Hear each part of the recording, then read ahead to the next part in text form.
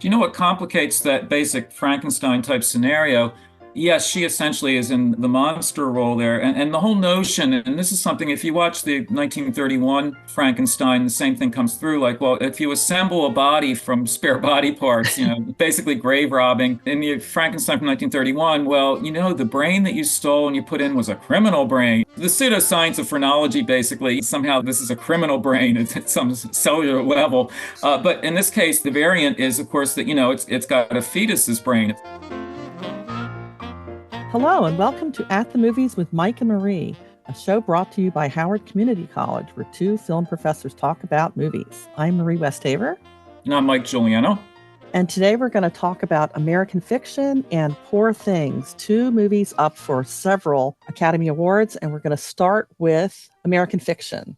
Okay, Mike, I don't know where you want to start with this, but I'll just start off by saying I loved this movie.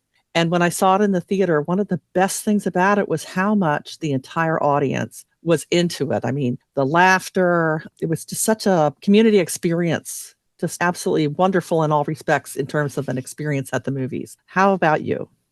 I also had the good fortune to see it with a very full audience and to have an audience discussion afterwards as part of a film program. I share that with you because I likewise felt this audience was totally pulled into it. I mean, you can tell when people are, it's so quiet in the theater except when they're laughing, which is a good sign.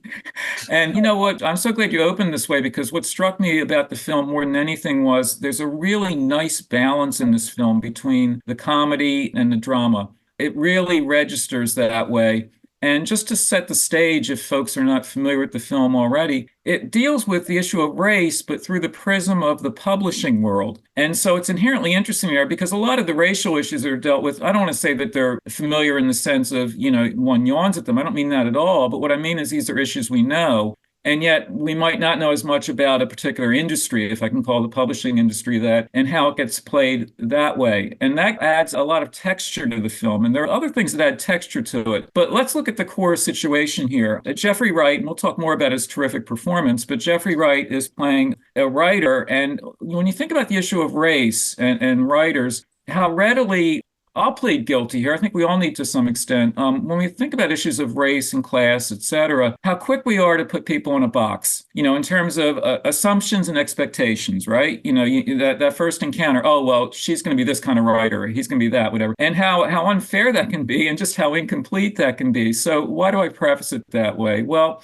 he's a black writer, and yet what does he write? Well, he looks to ancient Greek mythology for his source material and the Greek playwrights and all. And he's doing modern novels that are sort of riffing on that or playing off that in a very scholarly way. And so he's a professional writer, a capable writer and all that, but he's not going to have a huge fan base. People won't know quite what to do with him. And he's a super serious guy. And maybe I should start talking about the performance already. The character's name is Thelonious Ellison. Now, what could be more serious for for a black writer than a name like that? Because, of course, Thelonious is playing off a Thelonious Monk, and this writer goes by the nickname Monk. This super serious kind of idiosyncratic jazz genius. And the last name Ellison, of course, Ralph Ellison. So when you have both those names together, my gosh, you might as well just put PhD after it, right? This guy has arrived. And yet the thing is, he's so super serious that he's really upset that his own publisher and the publicists and all the managerial types, they're not crazy about the books that he's writing. And what really, and very funny, this is like funny and not funny, very early in the film, like a lot of writers, you want to see where you are in the bookstore, right? You don't want to be on the remainder table, or sometimes what they actually refer to as the dump table. You don't want to be there with your books. But where do they have him filed? Well, they have him listed under African American fiction, which strictly speaking is accurate. He is African American, it's fiction and so on. But he feels, and I think quite rightly and logically, that his book should be filed under mythology. And so he's complaining to the bookstore clerk, and this is just an employee, right? Like, well, sir, this is where we have your book. But that's already a very insightful scene, isn't it? And so that already tells us that this man is not feeling comfortable with his place in the publishing world and how he's perceived. So anyway, the driving engine for the story is that he will become aware of, encounter a best-selling black writer, female writer, Sintara Golden, played by Issa Rae. And she is playing to expectations. We'll talk more about her in terms of her sincerity and her whatever. But she has published a book called, and I'll give the exact title, and I have to use quotation marks here, lest one think I'm saying this. The quotation marks, Weeze lives in the ghetto. close quote. And she's on the TV talk shows and she's a big hit and this and that. He is sitting in the audience for one of these tapings and he's watching it. And Jeffrey Wright's performance is so great because it's so understated. It's what I call a raised eyebrow performance. While she's talking to the talk show host and playing it up, and the audience is standing and applauding, and racially mixed audience, black and white, and people are just thrilled with her as a writer. He's sitting there. The look on his face is priceless, and he actually will sort of like raise an eyebrow, and you can imagine the volcanic fury within him. But on the surface, he's relatively calm with it. Now, I'll close off my lengthy preface by saying this. That's sort of the setup for it. Now, and then he's going to have to decide, well, what kind of book should he write next? And Marie and I'll talk more about this, but that's sort of the staging ground for what's going to happen. If the film had remained just at that level, of the super serious black writer and how he's miscategorized in various ways and how he might want to try to recalibrate the image, etc., in his interaction with this best-selling writer, that would be enough, right? That's enough story material. And yet, what really elevates it is not just the publishing world context, that kind of texture, but also, as we'll talk about presently, his family relations in terms of his mother, his sister, his brother, and so on. It really is like fabulous in terms of being fully envisioned. And so it's a very full viewing experience. I mean, the film itself is a little under 2 hours, but boy, is it full of detail. So with that prolonged preface, I now turn it back to you. I want to call out Issa Rae because I absolutely love her, and she's really, really good in this. Obviously, Jeffrey Wright is also really good in this. And, there were so many great lines. I mean, it's a scathing satire in so many ways, but some of the lines were just so great. I was scribbling them down in the dark. So at one point, Jeffrey Wright's character is talking and he says, the editors want a black book. They have a black book. I'm a black man and that's my book. So, some of it's like it just gets right to the point. And then there's a joke in there about the cover of one of these stereotypical books, how they're going to try to sell it. And they say, well, we'll put Michael B. Jordan in a do-rag and a tank top on the cover. And I mean, some of these lines just slayed in the theater. Then there was another, I will eat your sweater vest for dinner. Just the writing in this is so, so witty. And this is one of the categories that's up for an Academy Award, which is Cord Jefferson's adapted screenplay of the book, which is Erasure by Percival Everett. Well, what's so striking in that respect? This is Cord Jefferson's directorial debut.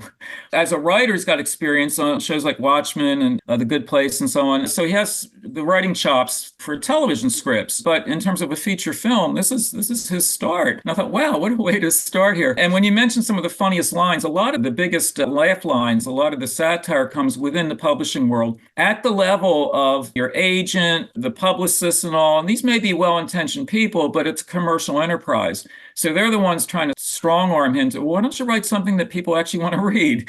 And then the way in which they'll market it. So to cut to the chase to some extent here, he decides, like under a pseudonym, he will write the kind of novel they want, right? And so he takes on this hilarious pseudonym. It's Stagor Lee, right? Who's supposedly like an ex-con, and he's going to tell his story, whatever. And, it's a pathological biography, if you will. But the title of the book is My Pathology. And so it hits every stereotypical button that way quite deliberately. And then what's shocking, he does it just like, oh, yeah, you want that kind of book? I'll give you the kind of book. And then the shocking thing is that people like it. It does well.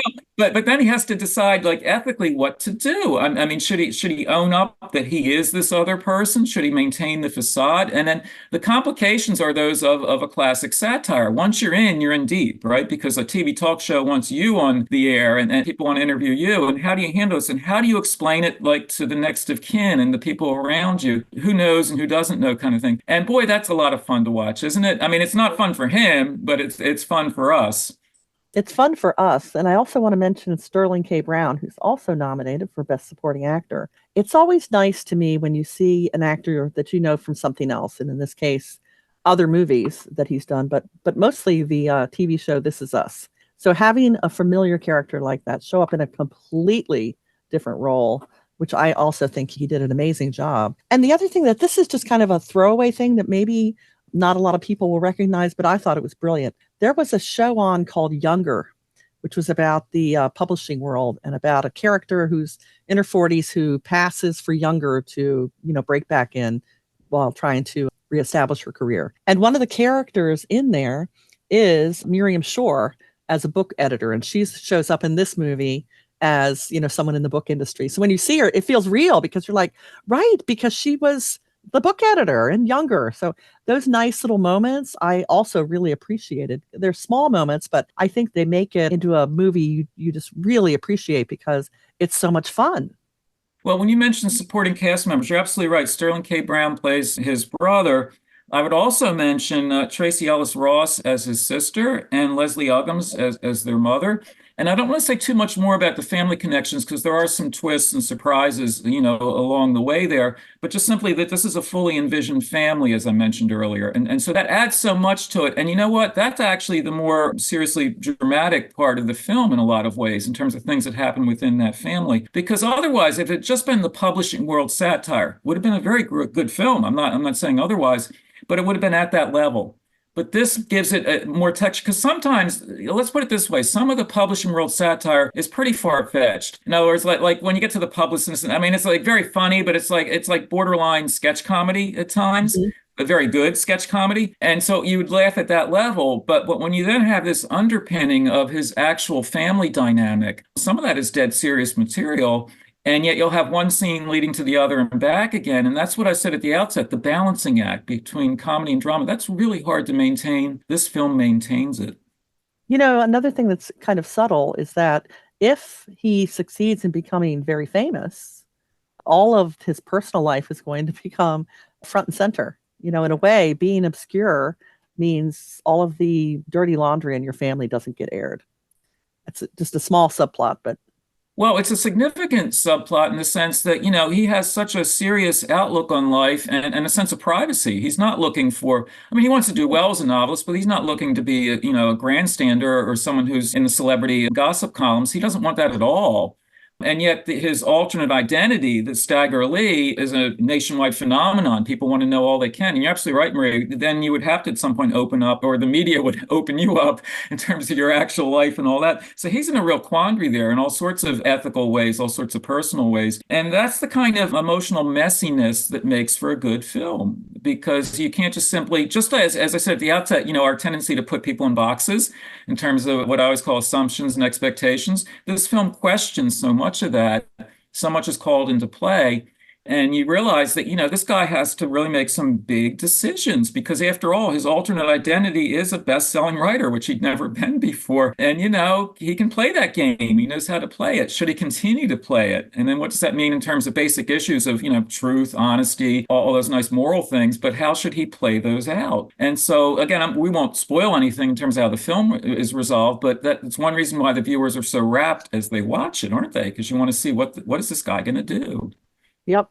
And it's very, very witty, as we've said in many ways. So it has been nominated for Best Music. And I wanted to quickly ask you, did you think that given his name was Thelonious and they call him Monk, but shouldn't there have been just like one jazz moment in there with the real Thelonious Monk? I think that was a missed opportunity.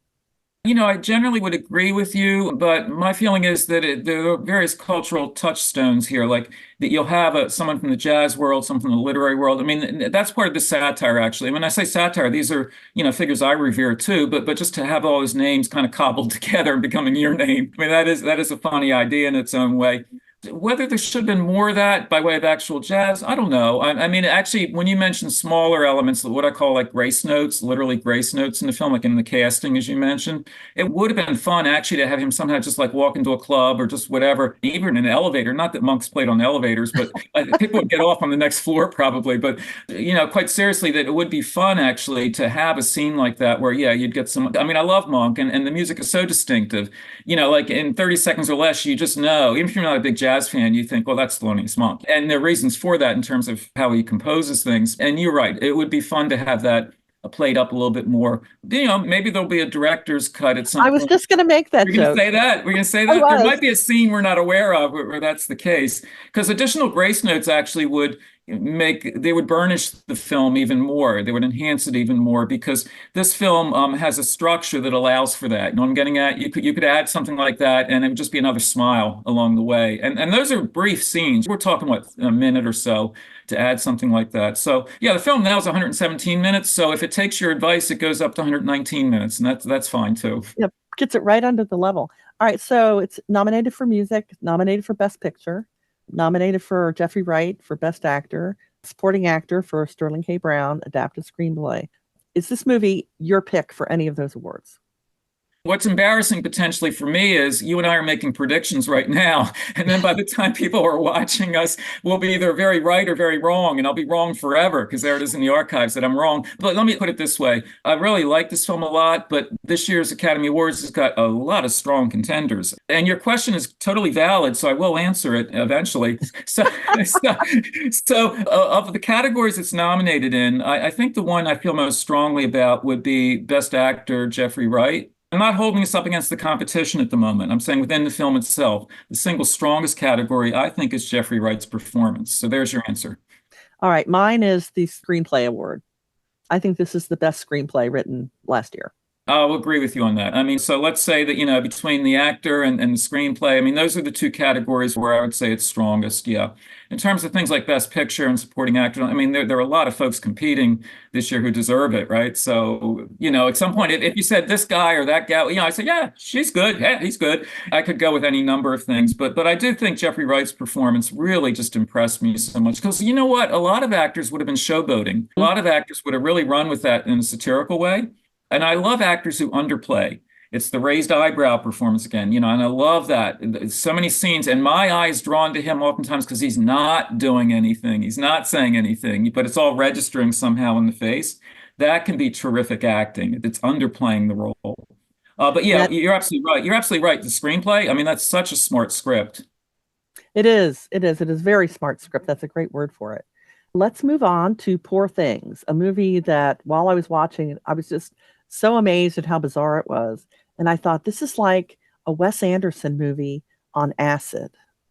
So I'll start off by saying I do not think this movie is for everyone, but for what it does and what it has going on, I mean, there are 11 Academy Award nominations for this movie.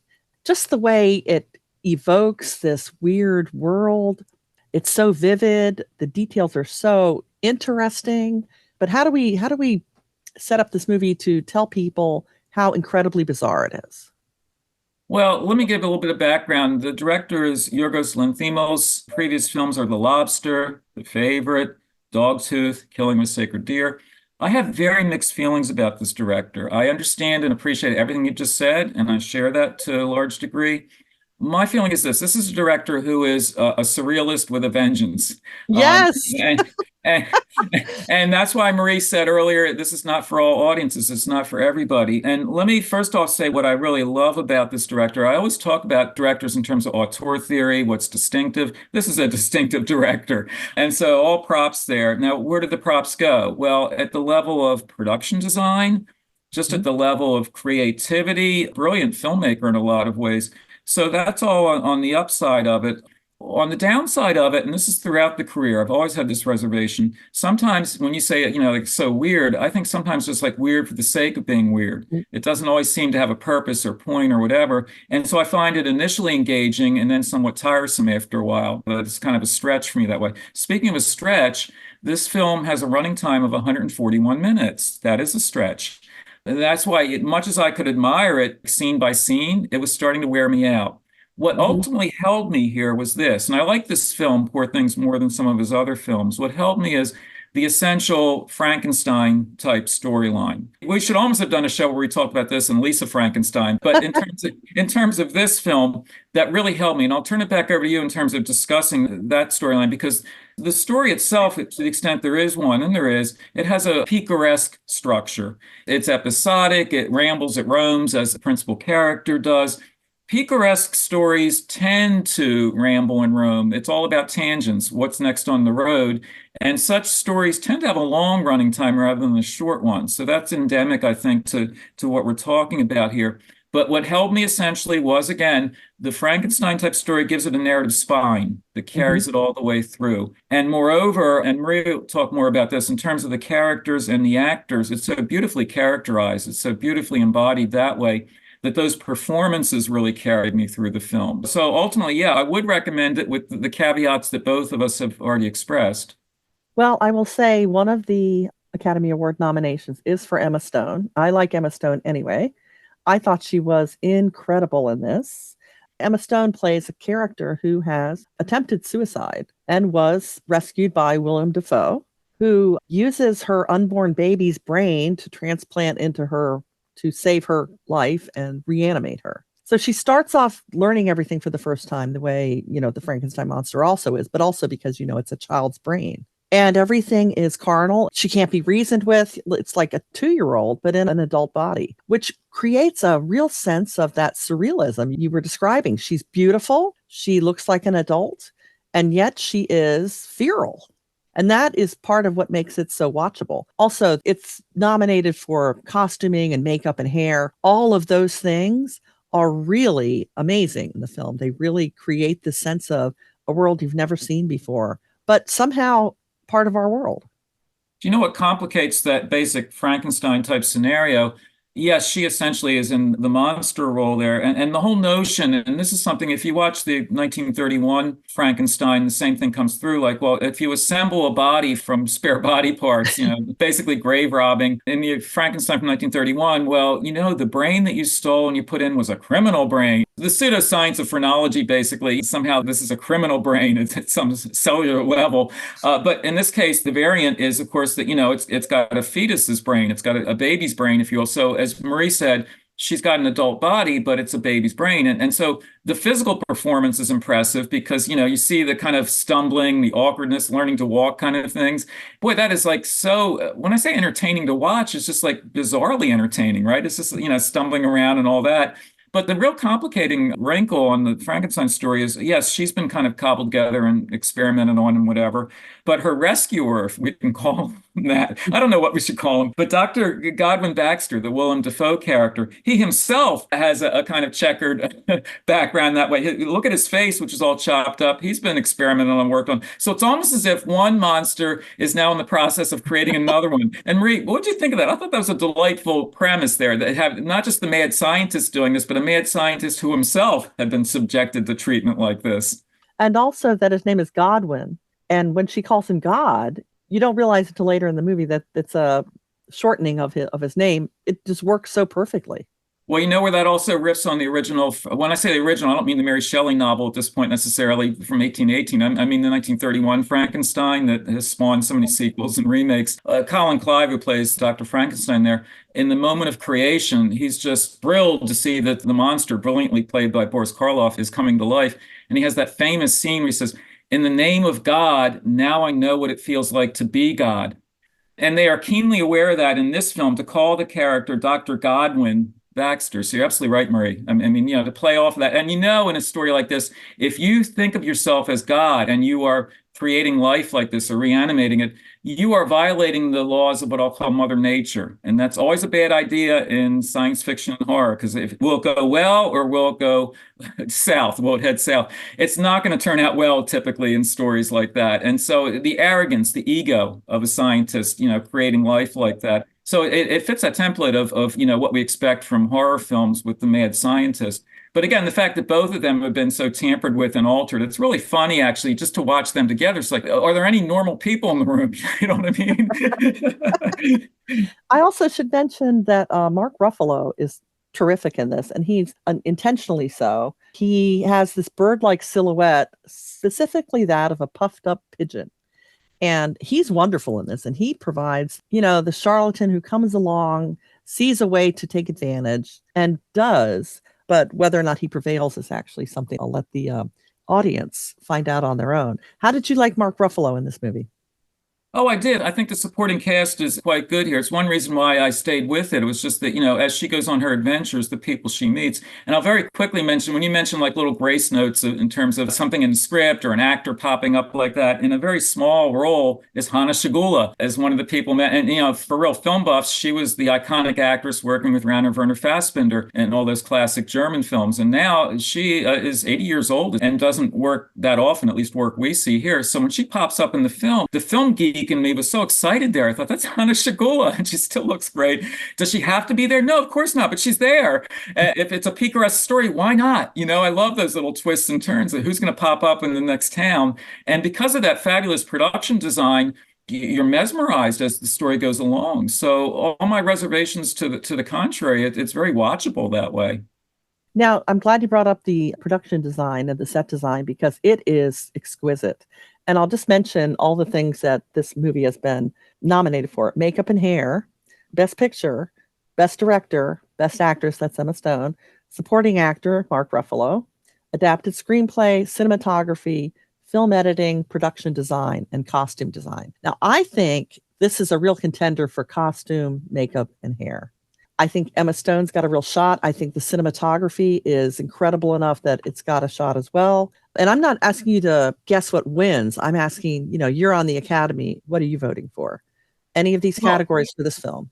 Of those categories, the strongest categories, and frankly, probably the most likely to pick up prizes, would be those production credits. You use the perfect word. It's exquisite at that level. When you get to the major categories, picture, actors on, yeah, you could make a case and you're making it for it, but there are other worthy contenders and more competition, if you will. But you get to the production credits and yeah, there are other worthy contenders, but boy, the film is a knockout at that level. And so I could see it picking up. And it's demeaning to say these would be like consolation prizes. They're well-deserved prizes, right? But I think it's at that level where the film would be most likely to get actual award recognition. Me too. As much as I love this, I don't think it's going to get Best Picture, if only because all the people going to see it would, afterwards, knowing that it won, would be like, what is this? It's like and they would hold it against us. They'd hold it That's against right. us. We'd get the Oh, grief no. over it. Well, that does bring us to the end of this episode. But don't forget to check out our other episodes at atmhcc.podbean.com. And you can also find us on Spotify or wherever you listen to podcasts. If you have ideas, suggestions, or comments, you can email us at movies@howardcc.edu or on Dragon Podcast social media, where you can interact with us, give us a like, drop a comment, and share our content with others. And we will see you next time at the movies. See you then.